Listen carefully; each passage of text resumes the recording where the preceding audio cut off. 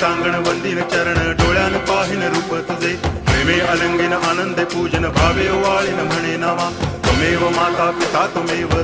बंधुश्च सखा त्वमेव विद्या द्रवणं त्वमेव सर्वं मम देव कायेन वाचा मनसेन्द्रियैर्वा